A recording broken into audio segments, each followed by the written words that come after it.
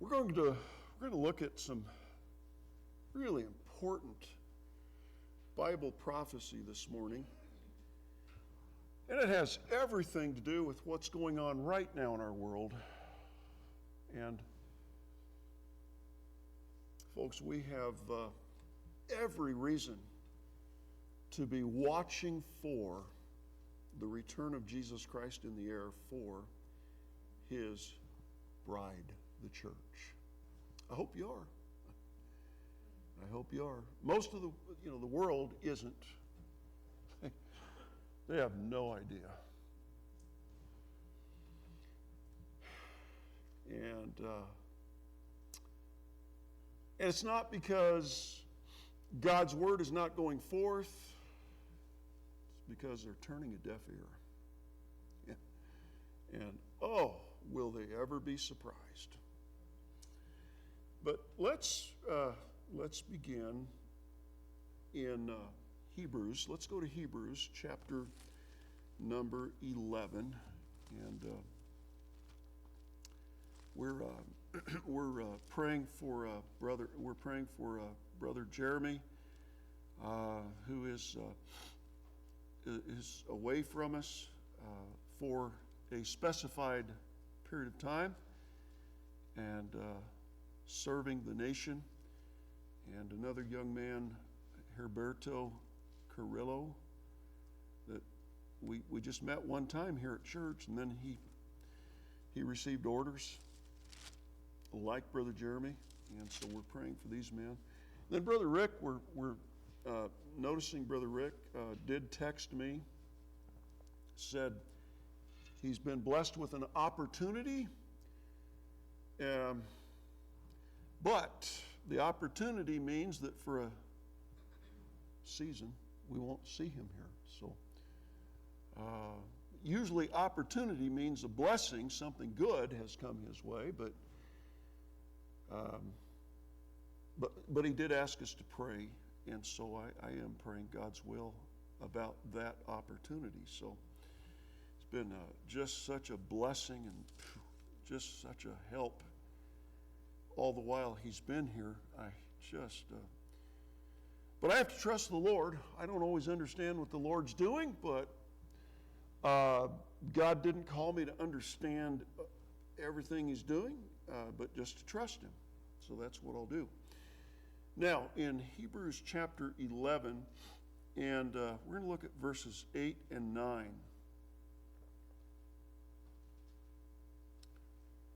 Title of the message is Persia Then and Now. Persia Then and Now. Does anybody know a more recent name given to the Persian nation? What is the more modern name? We're close. Anybody else? Say what? Yes, Iran. Yes, Iran. But I'm going to use the Bible name, the name that God gave the nation, Persia. But yes, it is Iran. So, and so Hebrews 11, verse 8 and 9. By faith, Abraham, when he was called to go out into a place which he should after receive for an inheritance. Boy, God just told us a lot right there. Obeyed, and he went out, not knowing whither he went. That's called living by faith. God tells you to do something. God doesn't fill in all the blanks. You just step out by faith, trusting, believing God, which is what Abraham did. By faith, he sojourned in a land of promise, or today we say the promised land, as in a strange country, dwelling in tabernacles, and those are tents, portable housing, with Isaac and Jacob, the heirs with him of the same promise.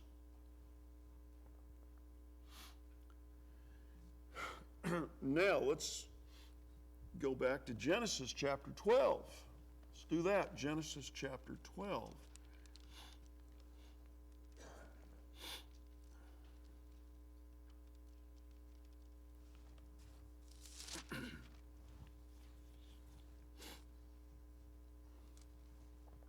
And so we have a divine call, but we have an endless promise. A promise that a never-ending promise in Genesis 12 and verse 1, 2, and 3. Now the Lord had said unto Abram, Get thee out of thy country and from thy kindred and from thy father's house unto a land that I will show thee. This is the Lord speaking directly to Abram.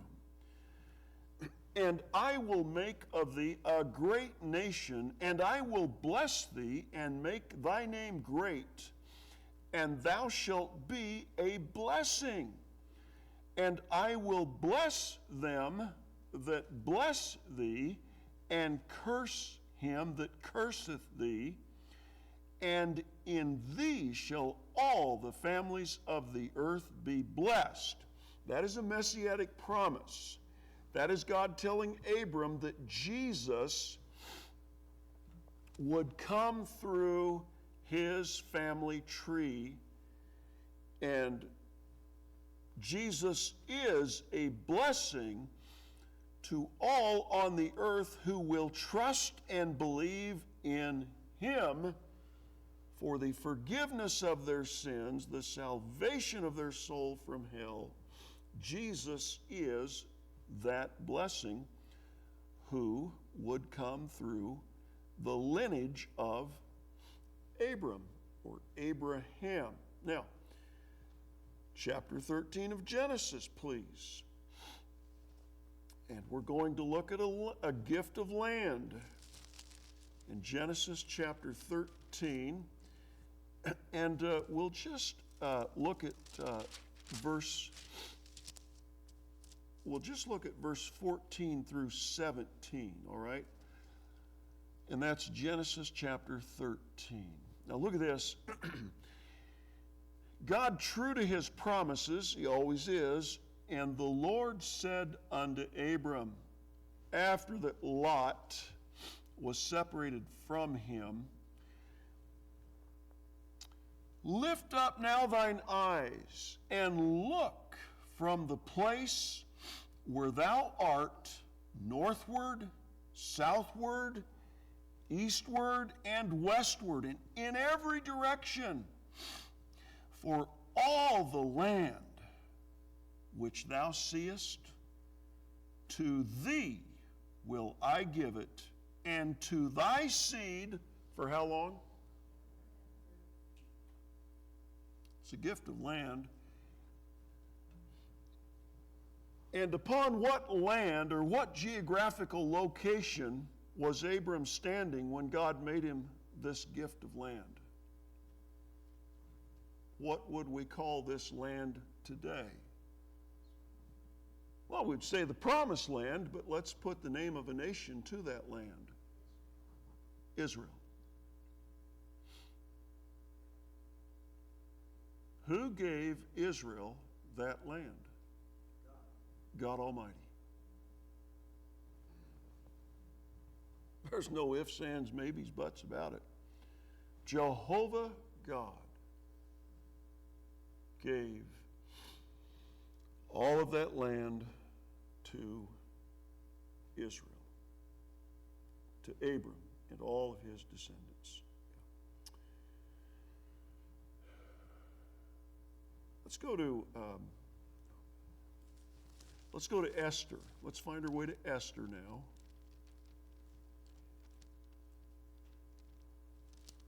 Just before Job.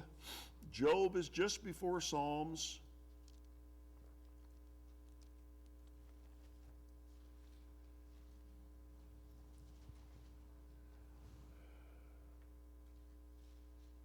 And so this current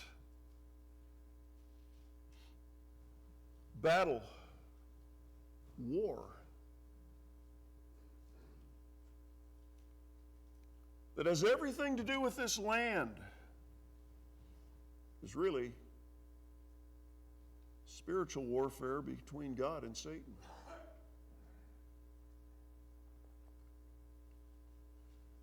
Now in Esther chapter 3,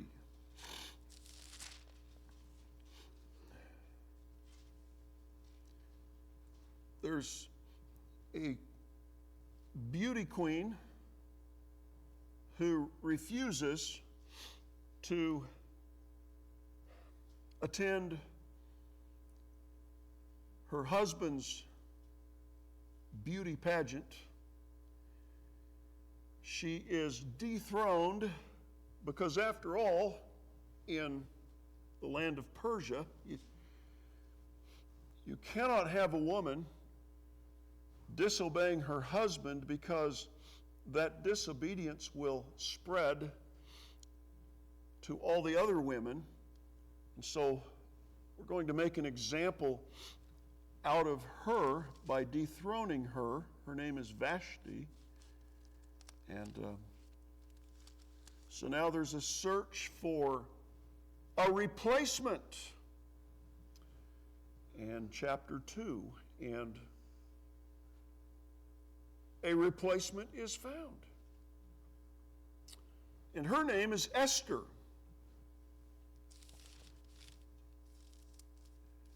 Now,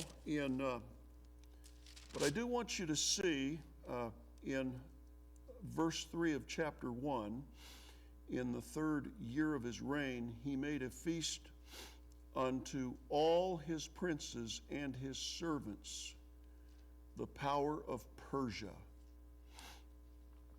This is Ahasuerus, the power of Persia and Media.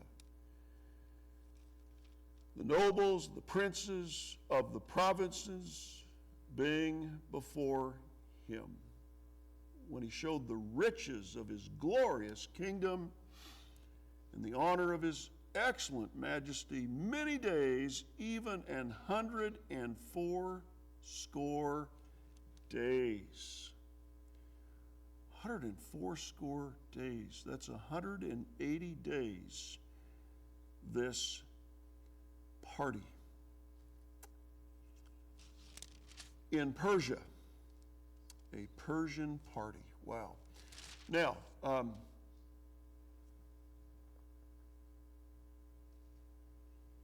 let's go to chapter 3 now, and verse 1 through 4.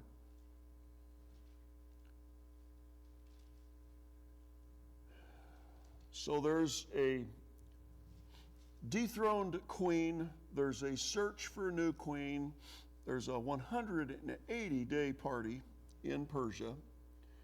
Now, after these things, verse 1 of chapter 3, did King Ahasuerus promote Haman,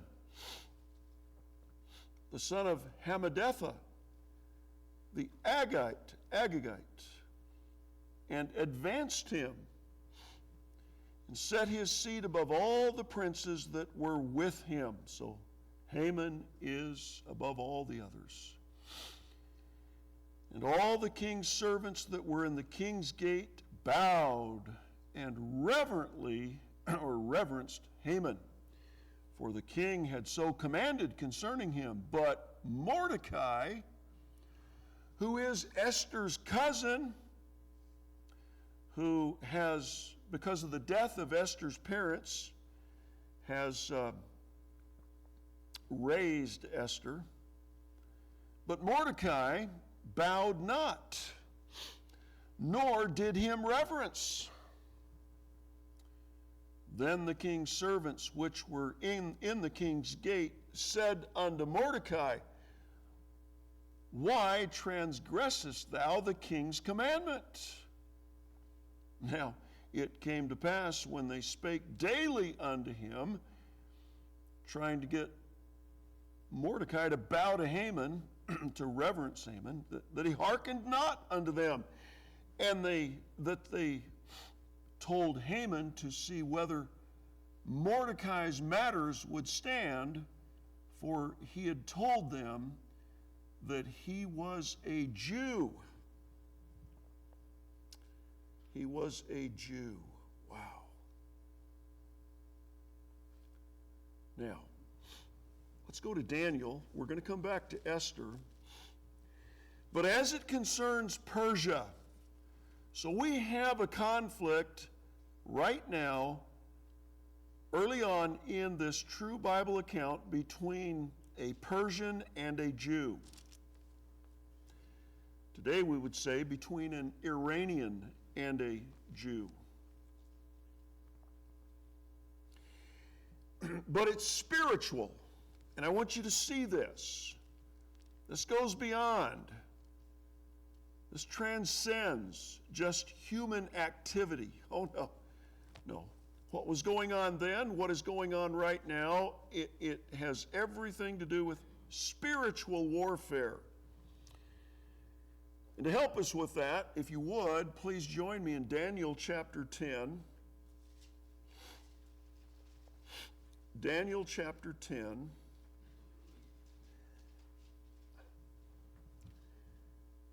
And I want you to look at verses 13 and 14. These are referencing both demonic and angelic persons. So we're in Daniel 10, verse 13, but the prince of the kingdom of where? Persia. But this is not speaking of a man, not this prince. Prince means the power of the kingdom of Persia. Today we would say Iran. Withstood me, Daniel says, 21 days. Daniel had been praying for 21 days, but this spirit was blocking Daniel's prayer from reaching God. Now watch this. But lo who, church? Michael. And we most often hear Michael referred to as the archangel of God, who is assigned by God to guard the nation Israel. And still to this present moment in time. But lo, Michael, one of the chief princes, came to help me. And I remained there with the kings of Persia. Verse 14, now I am come to make thee understand what shall befall thy people in the what days? Those are the days we're living in right now. But for Daniel, from his point of reference, they would be the latter days, but they are the days that we are presently living in. Now, what Daniel is told by God has this effect upon Daniel. So God shows the prophet Daniel the future, the latter days, as it concerns Israel, as it involves this prince of Persia, this demonic spirit. And we see the effect on Daniel about what he has been told is going to happen to the nation Israel. And look at it with me in verses 2 and 3, same chapter, 2 and 3. In those days, I, Daniel, what was he doing? Mourning. For how long was he mourning? 3 weeks, 3 full weeks. And then the effect it had of learning what this spiritual warfare involving the prince of Persia would have upon his nation, Israel, he said in verse 3, I ate no pleasant bread, neither came flesh nor wine in my mouth, neither did I anoint myself at all till 3 whole weeks were fulfilled. Wow. 3 whole weeks. Daniel went into complete mourning upon learning what the future would be for Israel involving this demonic spirit, this prince of Persia.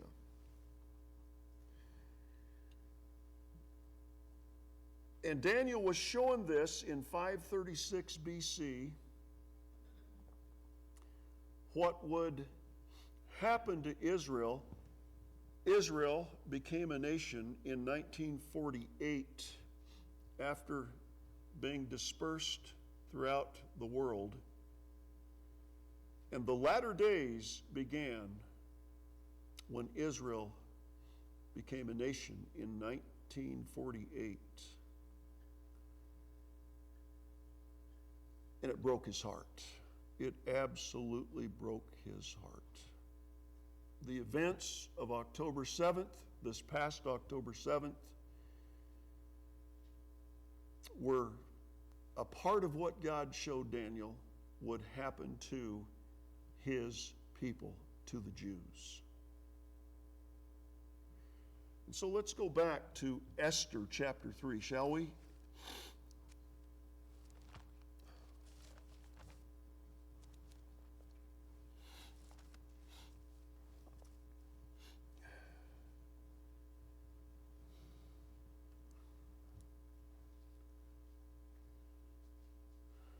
We find a Persian plot in Esther chapter 3. Now remember, there are only about 50 years between what is happening in Esther and what Daniel was told. So all of these events were happening in close proximity one to the other.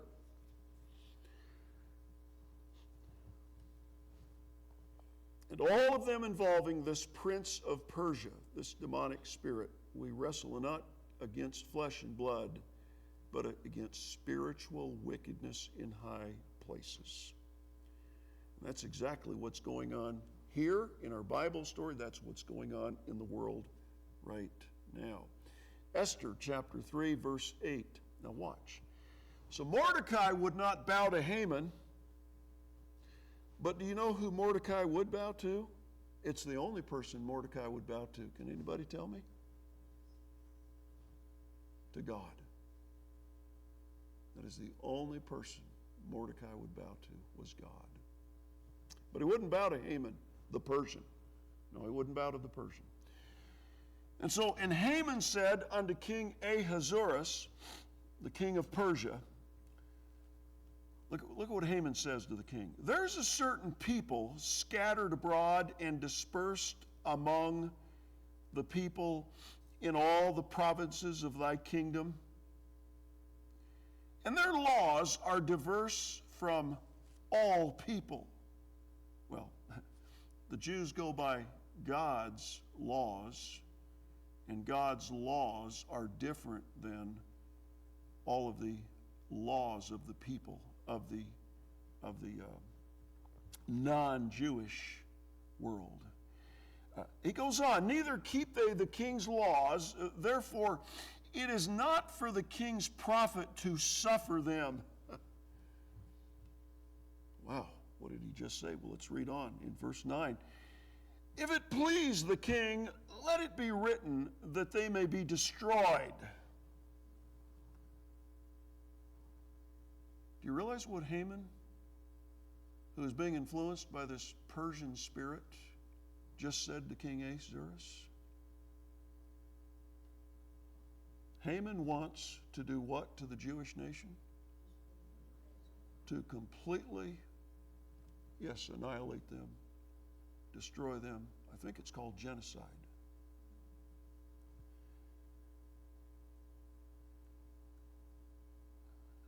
And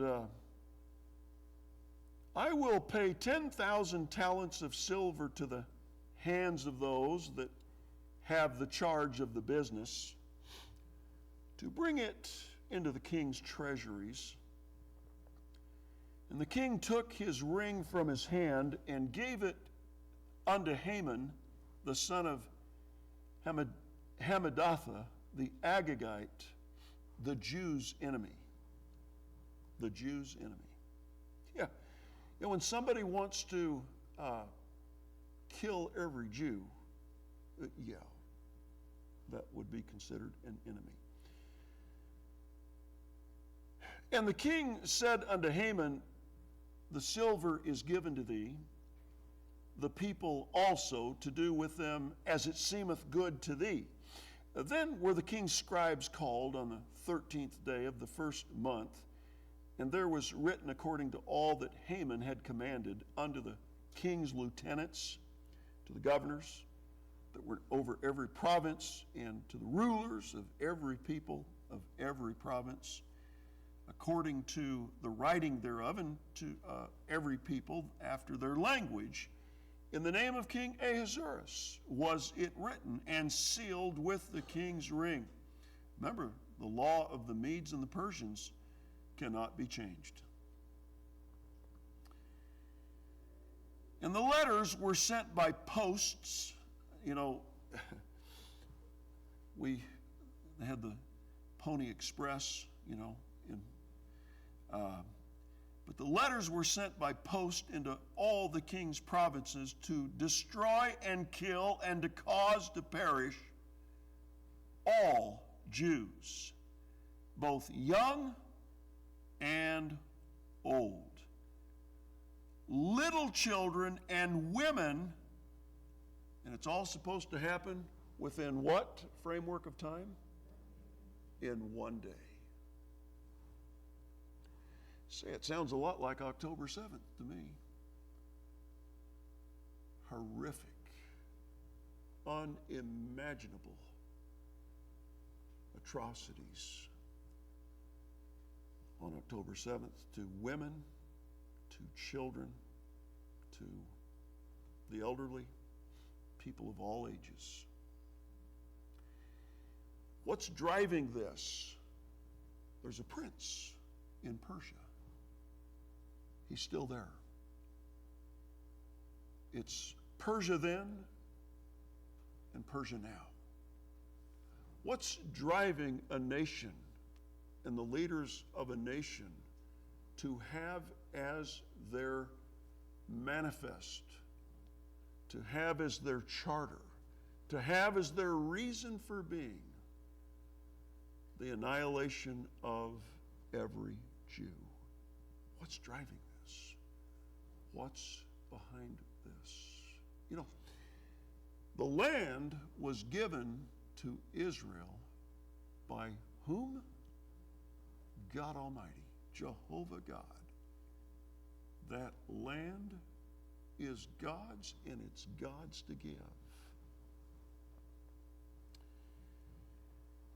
And so we see Persia in this framework of time, and at this time, and we see Persia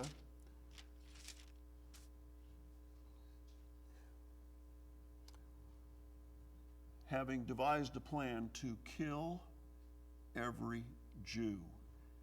Nothing's changed. Nothing has changed. That is still the plan of the Persian government, is to kill every Jew. And now we know who's behind it. There's a prince of Persia. And God dispatched Michael the archangel to battle the prince of Persia. Michael is Israel's protecting angel. Wow. Verse 13. To destroy, to kill, and to cause to perish all Jews, both young and old, little children and women, in one day. And to take the spoil of them for a prey, isn't it? This is all the Prince of Persia driving this. Isn't it interesting that on October 7th,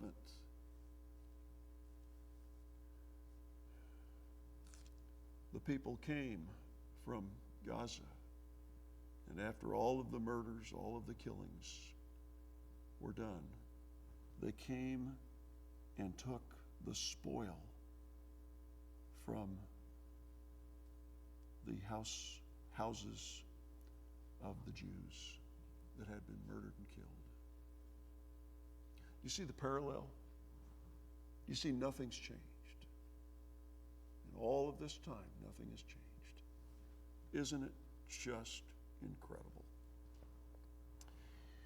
And the copy of the writing for a commandment to be given in every province was published unto all people, that they should be ready against that day. In other words, get ready to kill all the Jews, regardless of their age.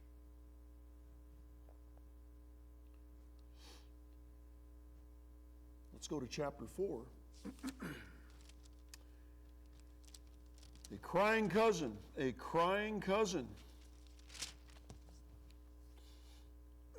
In Esther chapter 4, I'm going to read verse 1 through 3 to begin. When Mordecai perceived all that was done, the man who refused to bow to the Persian, Mordecai rent his clothes and put on sackcloth with ashes, and went out into the midst of the city and cried with a loud and bitter cry. Oh, I would think so. I would think so. Now, of course, what is Satan trying to do at this juncture as it concerns the descendants of Abram? Do you remember we looked at it in Genesis? What had God promised Abram would come through his lineage? God promised Abram, Jesus is coming through your family tree. He's coming from your loins. So what is happening here in Esther? Yes, this is an attempt to stop Jesus Christ from coming. Because if Jesus is coming through the Jews and you kill every Jew, Satan's reasoning is you've stopped what? You've stopped God in his tracks from the plan of salvation. This is spiritual warfare. They say, well, Jesus has already come and he's returned to heaven, so why, pray tell, should there be any interest on the part of the Prince of Persia, that demonic spirit, in killing every Jew again? What is it the Prince of Persia, who is influencing all of the rulers of Persia, what is it the Prince of Persia is trying to spoil at this juncture in time by killing all of the Jews presently, by driving Israel from the promised land? What next important event by God is scheduled to occur in Israel? Say what? The return of Jesus Christ. The devil's reasoning is, if we can use Persia, Iran, who is not a bit bashful about saying publicly they want to kill every Jew. Isn't it amazing they launched 300 ballistic and cruise missiles and rockets from Persia into Israel, and not a single person was killed. Do you know who stopped that? You have seen a modern day intervention of God Almighty. You are living in a time and witnessing God at work in behalf of the nation Israel. No, the devil doesn't want Jesus to return. He doesn't want the church to be raptured. He doesn't want Jesus to put his feet on the Mount of Olives. He doesn't want Jesus to establish his millennial kingdom, 1,000 years of personally ruling and reigning upon earth with his faithful in the church. That's what he's working to stop now.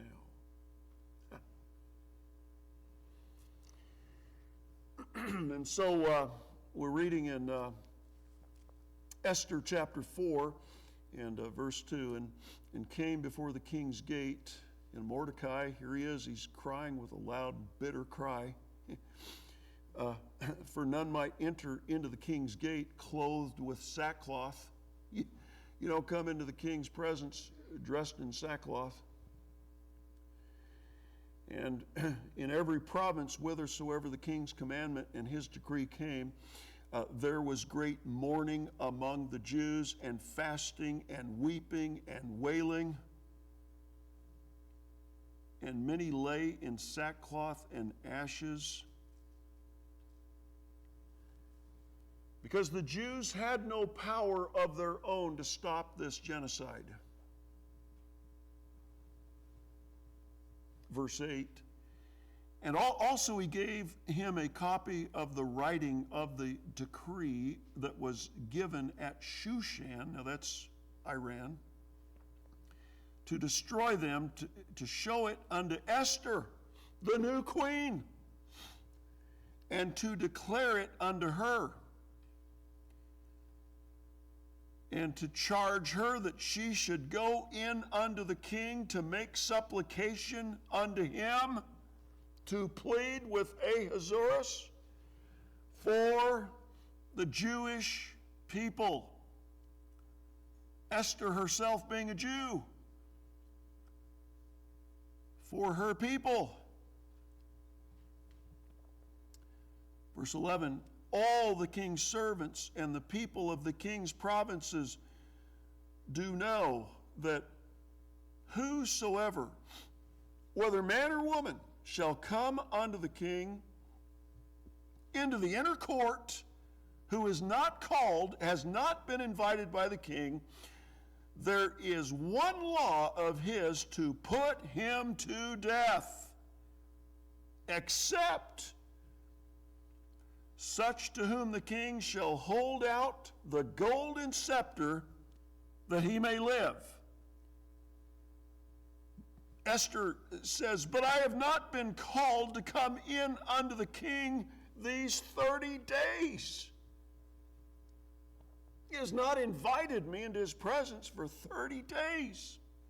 That was Esther's response to Mordecai's plea. Go and supplicate for us to the king.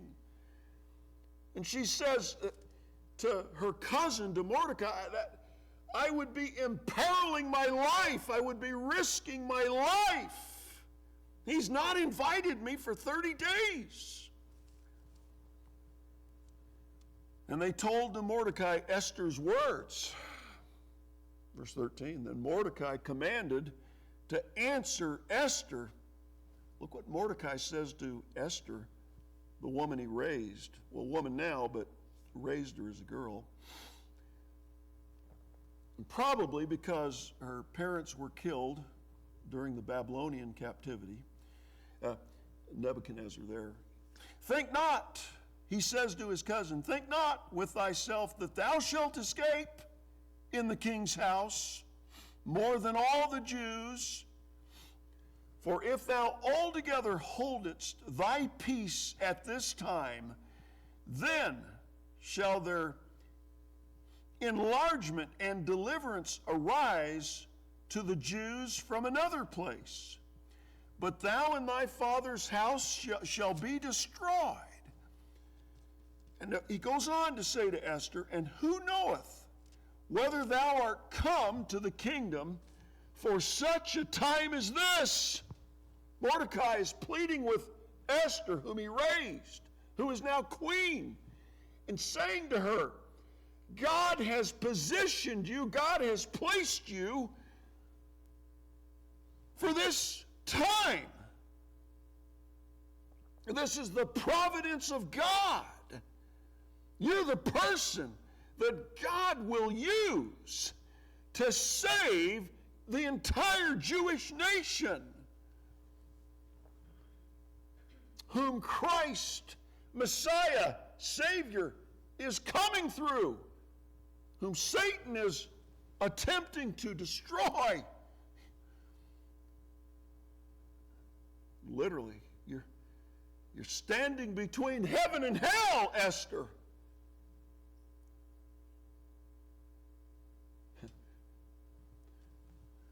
Wow. Then Esther, verse 15, bade them return Mordecai this answer. So Esther makes her decision. Go, gather together all the Jews that are present in Shushan, and fast ye for me, and neither eat nor drink 3 days, night or day, nothing. A complete, total fast. I also and my maidens will fast likewise, and so will I go in unto the king, which is not according to the law. And if I perish, I perish. What a picture of Christ. What a picture of Christ, who got between us and death, who got between us and the murderer, Satan himself, who gave his life and shed his life's blood, so that if you believe in him, if you trust in him, you can live for all of eternity with God in heaven. What a picture Esther is of putting her life on the line so that others could live.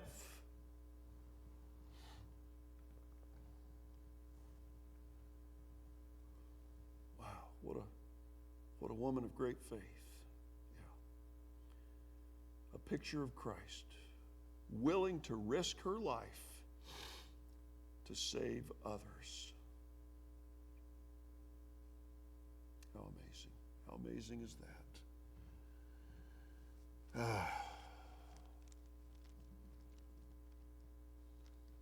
Godly Esther,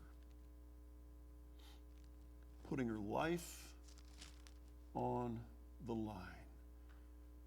For God so loved the world that he gave his only begotten Son, that whosoever believeth in him should not perish, but have everlasting life. Esther said, if I perish, I perish. Jesus perished, so that if we believe in him, we get everlasting life. For God sent not his Son into the world to condemn the world, but that the world through him might be saved. He that believeth on the Son hath everlasting life, and he that believeth not the Son shall not see life, but the wrath of God abideth on him.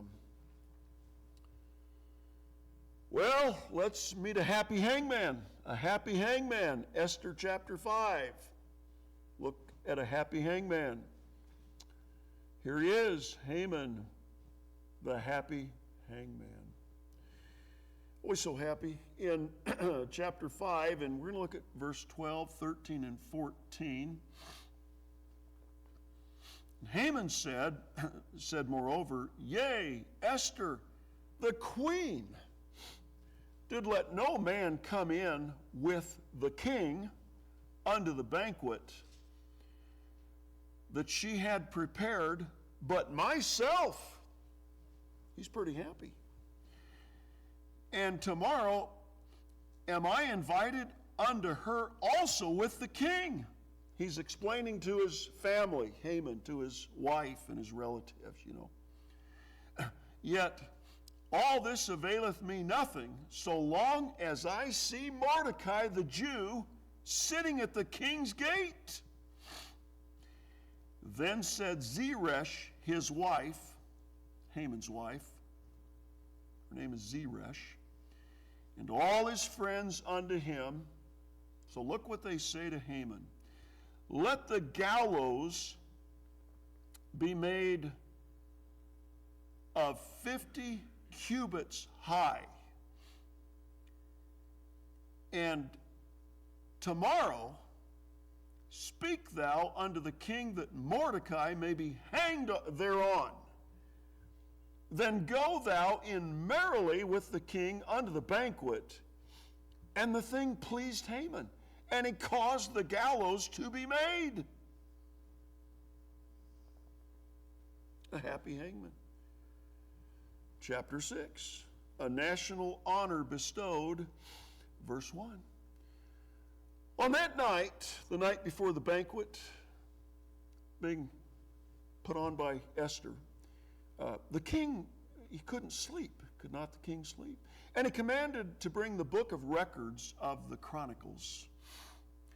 And they were read before the king. And it was found, written, that Mordecai had told of Bigthana and Teresh, two of the king's chamberlains, the keepers of the door, who sought to lay hand on King Ahasuerus. They had plotted together to murder the king. And it was Mordecai who intervened, and the king's life was saved. And the king said, What honor and dignity hath been done to Mordecai for this? Then said the king's servants that ministered unto him, There is nothing done for him. He saved your life, king, and there was no blessing, no reward, there was no recognition, nothing. And the king said, Who is in the court?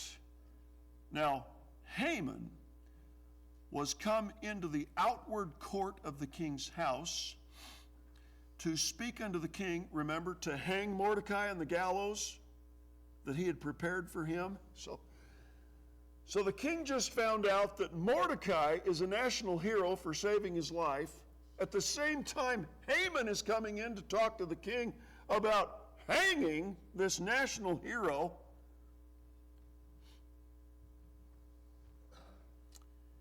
And the king's servant said unto him, Behold, Haman standeth in the court. And the king said, Let him come in. So Haman came in. Verse 6. And the king said unto him, What shall be done unto the man whom the king delighteth to honor? Because now the king found out, Mordecai saved my life. I'm going to honor with a national honor Mordecai. So he says to his advisor, Haman, who wants to murder Mordecai and all of the Jews, the king says to Haman, now tell me, how shall I honor this man who saved my life? But Haman doesn't know he's talking about Mordecai. Now, Haman thought in his heart, To whom would the king delight to do honor more than to myself? Haman thinks he's the one that's going to be honored. And Haman answered the king, For the man whom the king delighteth to honor, let the royal apparel be brought, which the king useth to wear, and the horse that the king rideth upon, and the crown royal, which is set upon his head.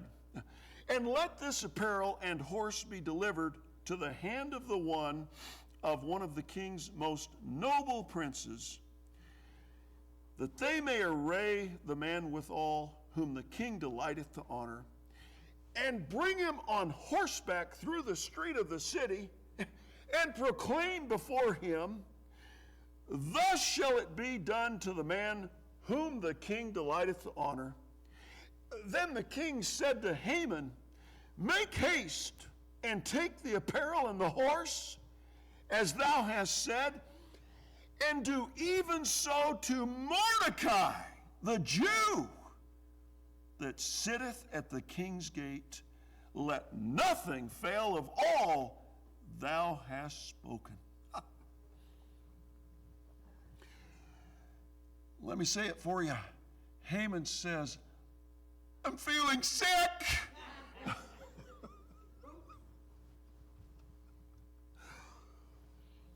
I think I'm going to throw up. Well, then took Haman the apparel and the horse, and arrayed Mordecai, and brought him on horseback through the street of the city, and proclaimed before him, thus shall it be done unto the man whom the king delighteth to honor.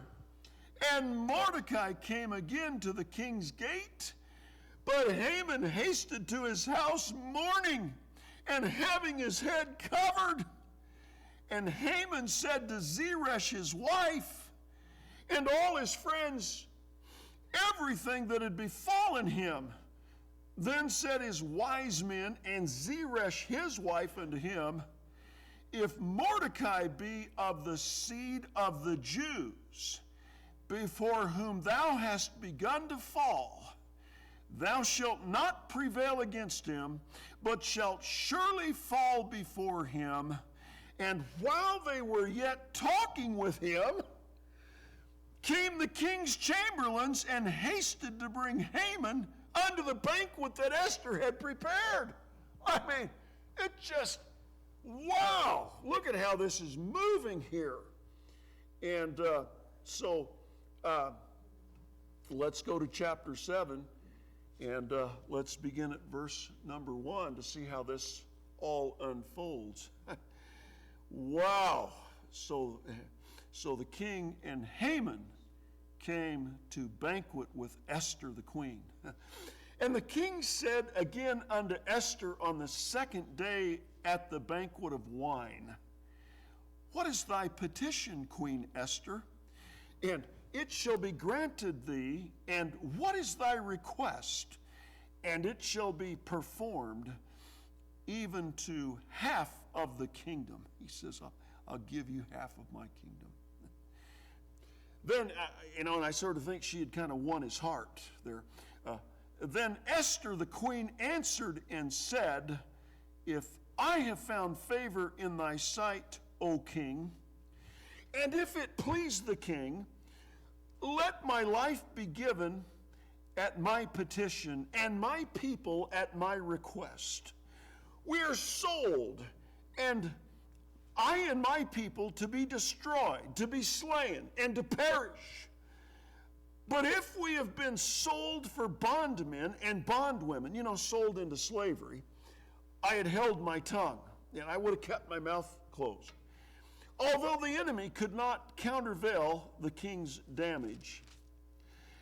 Then King Ahasuerus answered and said unto Esther, this is his wife. This is his wife talking to him, who is telling him that we're about to be, all of us, murdered. Well, I guess that got her husband's attention. And so the king Ahasuerus answered and said unto Esther the queen, who is he? Can you just see Ahasuerus? Sober up, get real serious, probably red in the face. I mean, blood pressure elevated. Who is he? And where is he that durst presume in his hearts to do so? Who is he and where is he that would dare to murder my wife and all of her people? Who is he and where is he? Well, you know who he is and you know where he is. But let's read on. And Esther said, the adversary and enemy is this wicked Haman. Then Haman was afraid before the king and the queen.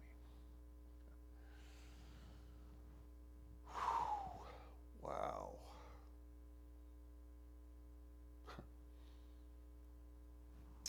And the king, arising from the banquet of wine in his wrath, he is hot, went into the palace garden. I find that interesting. He left the room. The only other two people in the room are Haman and his wife Esther. Then I find that interesting that he would leave his wife with the man who wanted to murder his wife. But that's what he does. He's so angry.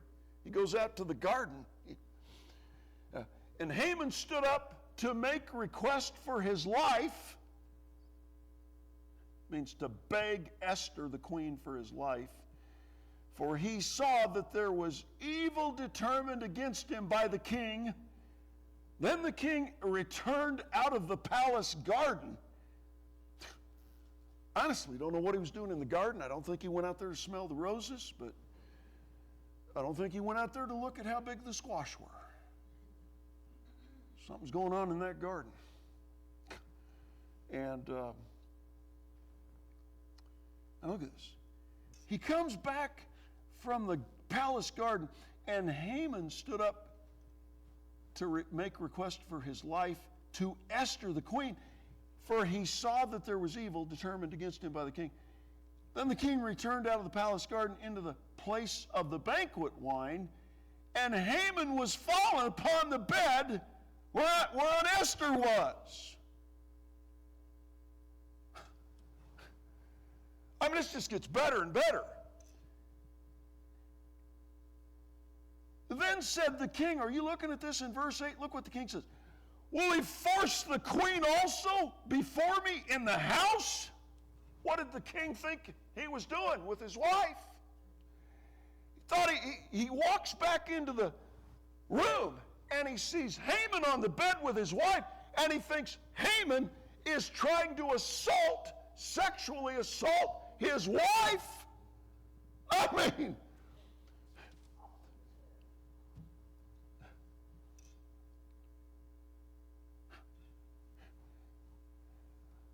then said the king, we read that.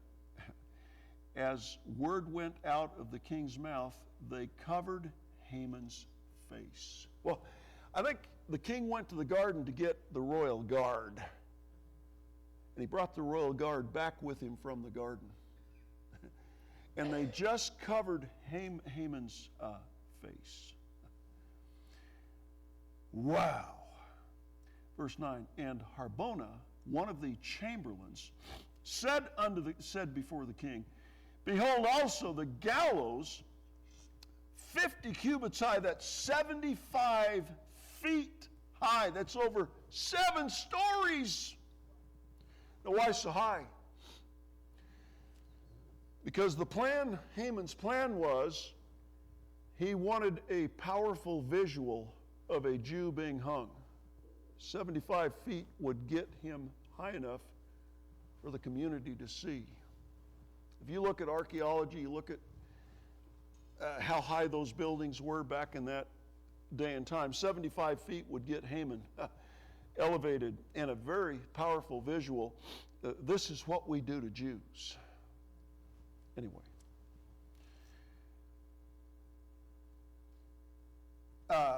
Behold also the gallows 50 cubits high, which Haman had made for Mordecai, who had spoken good for the king. You know, Mordecai, who saved your life, king, standeth in the house of Haman.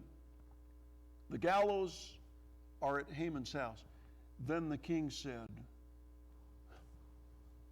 I don't think Haman wanted to hear this. Hang him thereon. Go hang him on his own gallows. So they hanged Haman on the gallows that he had prepared for Mordecai. Then was the king's wrath pacified. Wow. Now, go to chapter 8 and verse 7. Then the king Ahasuerus said unto Esther the queen and to Mordecai the Jew, Behold, I have given Esther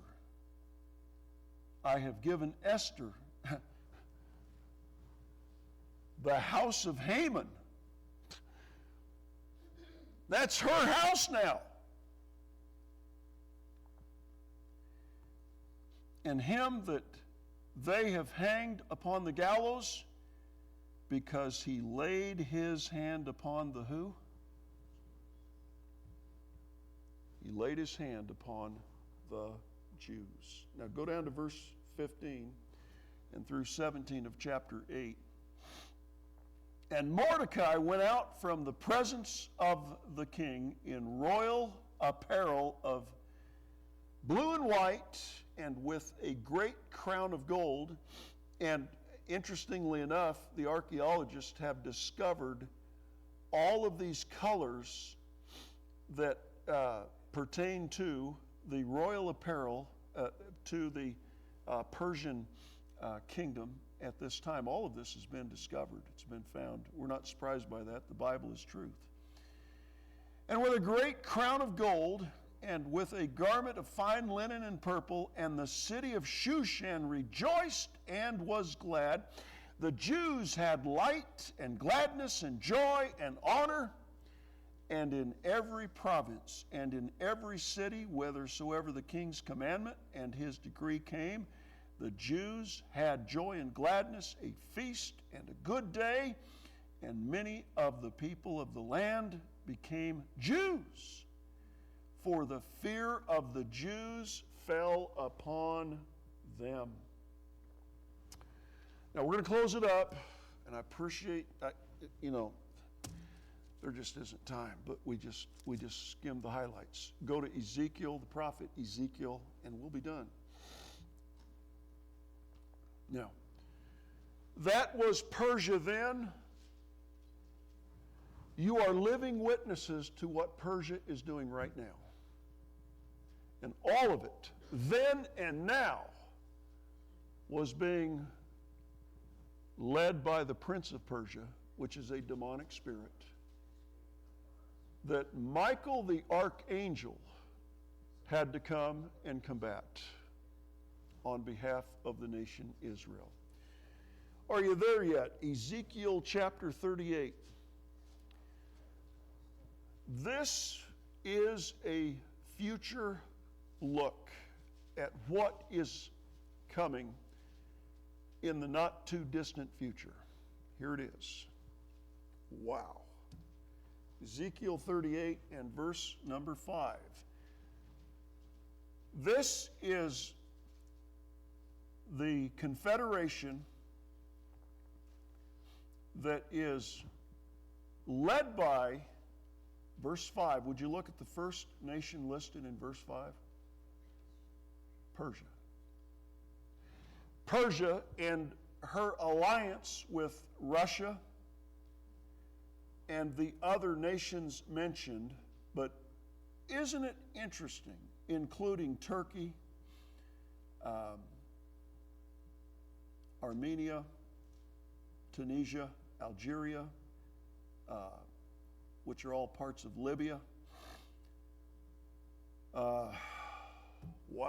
Persia, right at the top of the list there. Now, this is the attack of this confederation on the nation Israel. And what you're seeing right now is a prelude to it. What is happening right now. Now, let's drop down to verse 8 and 9, please. After many days, thou shalt be visited in the what years? Yeah, that's the last days, and we're living in them. Thou shalt come into the land that is brought back from the sword and is gathered out of many people against the mountains of Israel. 1948 is when that happened. That is when Israel came out of the world, back to the land, and became a nation. That's the latter days. That's the start of it. We're in it. Now, let's look at verse 9. Thou shalt ascend and come like a storm, speaking of Persia and the Confederation. Thou shalt be like a cloud to cover the land, thou and all thy bands, and many people with thee. I want you to go to chapter 39 and verse 12.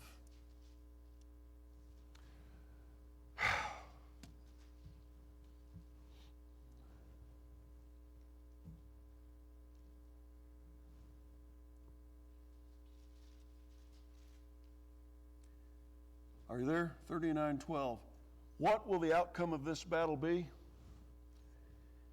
And 7 months shall the house of Israel be burying of them, that they may cleanse the land.